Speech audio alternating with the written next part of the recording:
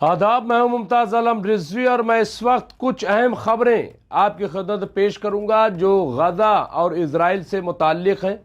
और इसके अलावा कई और बड़ी खबरें यहाँ पे देखिए। सबसे बड़ी खबर यह है कि बरतानवी पुलिस ने गज़ा में इज़राइली नस्ल कुशी के ख़िलाफ़ पुरअमन एहतजाज के दौरान एक बुज़ुर्ग खातून को हिरासत में ले लिया है। आप देख सकते हैं, ये वीडियो मैं पेश कर रहा हूँ और मैं इसलिए इसको अहमियत दे रहा हूँ क्योंकि एक बुजुर्ग खातून, आप देखिए, वो गज़ा के लिए आवाज़ बुलंद कर रही है, लेकिन सारे अरब खामोश हैं, मुस्लिम दुनिया खामोश है, और एक बुजुर्ग खातून आप देखिए। और कहाँ, बरतानिया में, वहाँ पे एक बुजुर्ग खातून गज़ा में बच्चों के लिए, गज़ा में लोगों के लिए कि जो भूखे मर रहे हैं, जो प्यास से तड़प रहे हैं, जो सर्दी में इस वक्त ठिठुर रहे हैं, और इज़राइल अभी भी नाकाबंदी किए हुए है।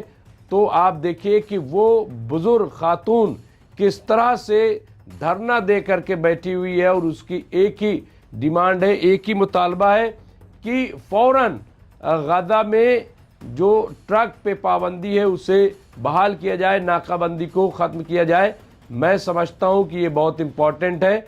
उसे हिरासत में लिया जा रहा है, अरेस्ट किया जा रहा है, ये बहुत ही शर्मनाक है। लेकिन उससे ज़्यादा ये कि जो तमाम मुस्लिम ममालिक हैं, ओआईसी है, जो खामोश तमाशाई बने हुए हैं, उनके मुंह पर ये एक ज़ोरदार तमाचा भी है। तो ये बहुत इम्पोर्टेंट खबर है जो एक प्लेटफॉर्म पे थी, वो मैंने आपकी खिदमत पेश की। दूसरी खबर की तरफ बढ़ते हैं।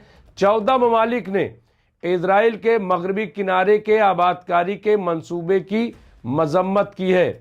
अब ये 14 जो ममालिक हैं, इन्होंने मजम्मत तो की है, इन्होंने आवाज़ तो उठाई है, लेकिन सवाल ये है कि सबसे पहले जो जंगबंदी की खिलाफ वर्जी मुसलसल हो रही है उसको रोकने का काम क्यों नहीं किया जा रहा है?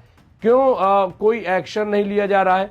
क्यों ये नहीं कहा जा रहा है कि भाई ट्रक जो नाकाबंदी है उसको खोला जाए? जैसा कि अभी हमने पहली खबर में दिखाया कि एक बुजुर्ग खातून वो धरना दे रही हैं, लेकिन ये 14 ममालिक है वो मजम्मत कर रहे हैं। अच्छी बात है, कम से कम मजम्मत हो रही है, लेकिन ये क्या मुनासिब है? और ये गज़ा के लिए नहीं है, वेस्ट बैंक के लिए कहा जा रहा है। तो ये भी अपने आप में खबर है। इसके अलावा एक इजरायली ड्रोन ने जनूबी लेबनान में एक गाड़ी को निशाना बनाया, जिसके नतीजे में हलाकतों की तस्दीक हो गई है। अब आप देखिए कि इजराइल मुसलसल जो है वो जंगबंदी की खिलाफ वर्जी कर रहा है, ख्वाह वो गज़ा में हो या लेबनान में हो। अब ये जो खिलाफ वर्जी हो रही है, इस पे खुद अमेरिका जो है उसने सालिसी की थी। तो कहाँ गया? कतर ने सालिसी की थी, सऊदी अरब ने सालिसी की थी लेबनान के मामले में। तो आखिर ये सब चुप क्यों हैं? ये जो चुप्पी है दरअसल यही ख़तरनाक है। अब वहाँ लेबनान में मुसलसल, ये कोई पहली खिलाफ वर्जी नहीं है, दर्जनों सैकड़ों खिलाफ वर्जी अब तक हो चुकी है जंगबंदी के बाद। एक और जो बहुत इंपॉर्टेंट है, देखिए, तुर्की के सदर का बयान आया। तुर्की के सदर रजब तैयब अर्दगान ने बुध के रोज कहा है कि इजराइल अपने वायदों की पासदारी करने में नाकाम रहा है। ये तुर्की के सदर रजब तैयब अर्दगान ने इल्ज़ाम लगाया है, और गज़ा को इंसानी इमदाद की फराहमी में जानबूझकर रुकावटें डाली हैं, और वायदा किया है कि तुर्की आने वाले अरसे में, तो ये आप देखिए यहाँ पे जो तुर्की आने वाले अरसे में फ़िलिस्तीनियों के लिए अपनी हिमायत में इजाफा करेगा। तो ये आप देखिए यहाँ पे जिस तरह से बात की गई है, मैं समझता हूँ बहुत ही इम्पॉर्टेंट है कि तुर्की आने वाले अरसों में फ़िलिस्तीनियों के लिए अपनी हिमायत में इजाफा करेगा। तो आने वाले दिनों भाई इंतज़ार किस बात का है? वहाँ ठंड है, सर्दी का मामला है। मैं पहले ख़बर और पेश कर देता हूँ। अर्दगान ने अंकारा में justice and development AK party की तौसीई सूबाई सरबराहों के इजलास से खिताब करते हुए कहा, इजराइल अपनी बात पर कायम नहीं रहा और इंसानी इमदाद के दाखिले में मनगढ़ंत बहानों से मुसलसल मुश्किलात और रुकावटें पैदा कर रहा है। और ये बिल्कुल सही बात है। कहीं वहाँ पे हमले हो रहे हैं, अब भी गज़ा के लोग ख़तरे में हैं, अभी भी उनको किसी न किसी बहाने से मारा जा रहा है। वहाँ जो सेटलर्स हैं वो अटैक कर देते हैं, वहाँ गोलाबारी कर दी जाती है। पूरी ज़िंदगी जो है, हालांकि वहाँ मौसम इतना ख़राब हो गया है, जो तस्वीरें आ रही हैं कि ठंड है, बारिश हो रही है, बारिश में जो कैंप लगे हैं वो ज़िंदगी बचाने के लिए नाकाफ़ी हैं। यूएनओ तक की रिपोर्ट आ गई है, लेकिन इसके बावजूद आप देखिए कि हालात वहाँ के ठीक नहीं हो रहे हैं। खबर नंबर 5 की तरफ बढ़ रहे हैं। अनादुलो की रिपोर्ट के मुताबिक यहाँ इजरायली वजीर दिफा, इजरायली कोर्ट्स ने अब जिस तरह से देखिए यहाँ पे जो इम्पोर्टेंट खबर है कि मस्जिद अक्सा बैतुल मुक़द्दस में क्या किया। देखिए इजरायली कोर्ट्स ने बुध के रोज़ इस आज़्म का इजहार किया कि वो लेबनान, शाम, गज़ा और यमन में कशीदगी को कम करने और इलाकाई इस्तेहकाम की बहाली के लिए इलाकाई और बैनुल अक़वामी कोशिशों के बावजूद फ़ौजी कार्रवाइयाँ जारी रखेंगे। अब ये इजरायली कोर्ट्स ने बिल्कुल क्लियर कट कह दिया है कि ये तमाम जो हमने जिक्र, चाहे वो सीरिया हो, चाहे वो फ़िलिस्तीन हो, गज़ा हो या लेबनान हो, इन तमाम जो है इनकी कार्रवाई रुकने वाली नहीं है, इसको जारी रखा जाएगा। अब आप बताइए जंग को कौन बढ़ा रहा है, इसके लिए कौन जिम्मेदार होगा। यहाँ पे आगे रिपोर्ट में कहा गया कि इजराइल लेबनान, शाम, गज़ा की पट्टी और यमन में अपनी कार्रवाइयाँ जारी रखेगा। अब यहाँ पे बिल्कुल क्लियर कट है। अब सवाल ये है कि अगर ये अपनी कार्रवाई जारी रखेंगे तो क्या पलट कर वार नहीं होगा। अभी जब इजराइल के वज़ीर आज़म बेंजामिन नेतन्याहू की अदालत ने पेशी थी तो उस वक्त एक खौफ का माहौल पैदा किया गया कि अब यमन के लड़ाके जो है वो इजराइल के पास में हैं, कभी भी दाखिल हो सकते हैं, कभी भी हमला कर सकते हैं। तो ये भी अपने आप में, अब देखिए 65 मतलब अब तक 65 से 70 मरतबा जो इजराइल के वज़ीर आज़म वो अदालत में जा चुके हैं। और किस मामले में? भ्रष्टाचार के मामले में। चूँकि बेंजामिन नेतन्याहू को इस बात का डर है कि कहीं उनके खिलाफ कार्रवाई न हो जाए, और इसीलिए मेरे ख्याल से इस जंग को छेड़े हुए, वरना जब जंगबंदी हो गई है तो इस तरह जंग का बार बार ऐलान करना और कार्रवाई जारी रखने का ऐलान करना क्या मायने रखता है। मारियो ने रोज़ाना कोर्ट्स के हवाले से इजरायली फ़दाइया के पायलटों के तरबियती कोर्स के दौरान कहा, जिसमें वज़ीर आज़म बेंजामिन नेतन्याहू और चीफ ऑफ स्टाफ एयाल ज़मीर ने शिरकत की। ये बहुत इम्पॉर्टेंट है और मैं समझता हूँ कि ये इजराइल के लिए भी अच्छा नहीं है, क्योंकि इजराइल की हालत भी अगर देखा जाए तो खस्ता है।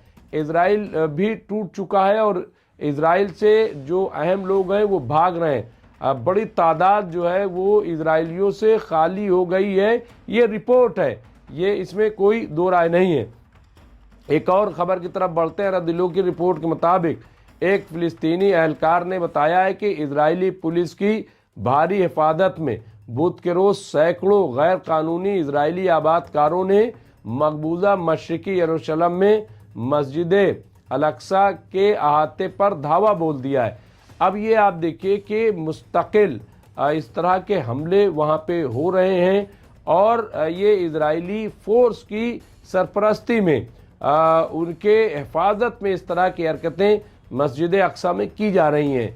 तो क्या जो मुस्लिम ममालिक है, चाहे वो सऊदी अरब हो, यूएई हो, तुर्की हो, कतर हो, मिस्र हो, ये देख नहीं रहे कि आखिर यहाँ पे क्या हो रहा है, क्यों बार बार मस्जिद अक्सा की बेहुरमती की जा रही है। ये सवाल है। या यरूशलेम इस्लामी वक्त के ओहदेदार ने, जिसने अपना नाम जाहिर न करने को तरजीह दी, अनादिलो को बताया कि 109 गैर कानूनी आबादकार सुबह के वक्त और जोहर की नमाज के बाद मस्जिद में दाखिल हुए। ये आप देखिए, ये रिपोर्ट है। और उन्होंने कहा कि हमला मस्जिद के मगरबी जानिब मराकश गेट के ज़रिए ग्रुपों में और पुलिस की हिफाजत में हुआ है और फ्लैश पॉइंट के अंदर नमाज और तलमुदी रसूमात अदा की। अब ये साफ साफ जो है वो भड़काने वाली बात है, साफ साफ जो है झगड़ा लगाने वाली बात है, और ये सब बार बार दोहराया जा रहा है। तो ये बहुत ही ख़तरनाक है। मैं समझता हूँ कि इसके ख़िलाफ़ तमाम जो मुस्लिम ममालिक हैं उनको एक्शन लेना चाहिए, क्योंकि ये जो हो रहा है ये अच्छा नहीं है। तो एक और रिपोर्ट की तरफ हम बढ़ रहे हैं। अनादुलो की रिपोर्ट है, 7वीं रिपोर्ट। अनादुलो की रिपोर्ट के मुताबिक तुर्क वज़ीर ख़ारजा हाकान फ़िदान ने बुध के रोज़ अंकारा में हमास के सियासी ब्यूरो के रुकन खलील अलैया की क़यादत में हमास के एक वफ़द से मुलाकात की, और मैं समझता हूँ कि बहुत अच्छा साइन है।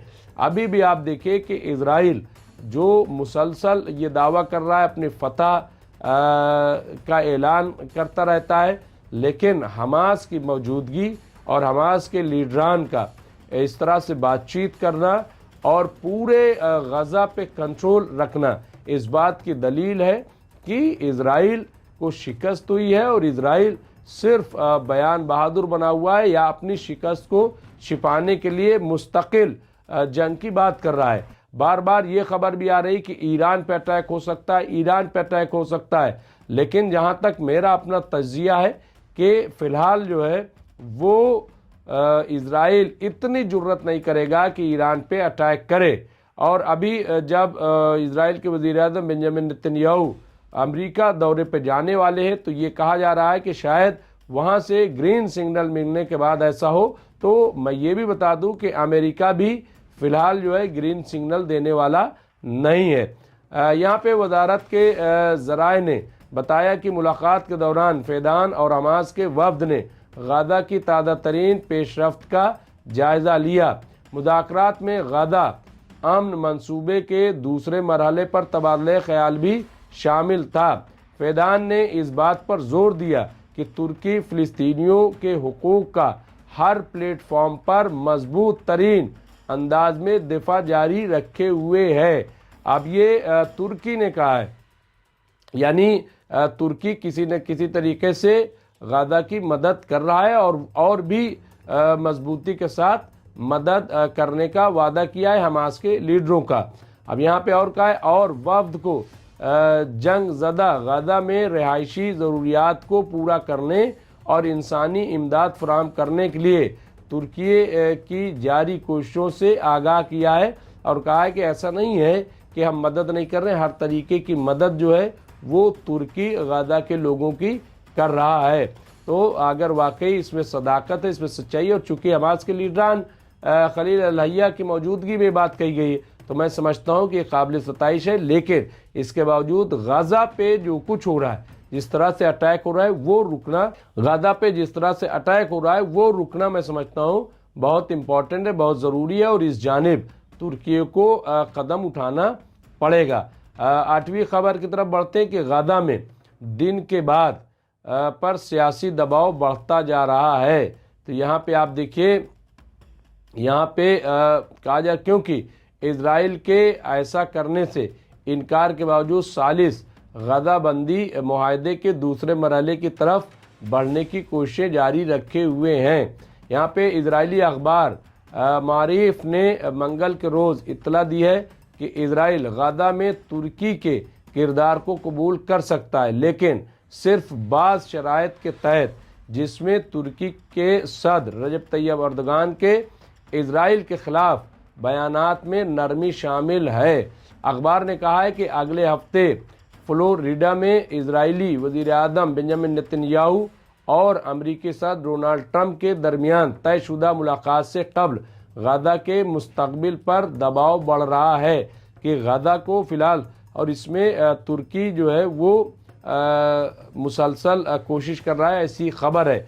तो क्या ये माना जाए कि दूसरे मरहले की बातचीत शुरू हो जाएगी या नहीं होगी? तो कम से कम जब डोनाल्ड ट्रंप से मुलाकात होगी बेंजामिन नेतन्याहू की, तो क्या उस वक्त चीज़ें जो है वो तय होंगी और गज़ा को जो वहाँ पे इस वक्त हालात हैं उसमें कुछ राहत मिलेगी? बहरहाल ये बड़ी खबरें थीं जो आपकी खिदमत पेश की। इस तरह की खबरों के लिए देखते रहिए एमएमसी न्यूज़ इंडिया। बहुत बहुत शुक्रिया।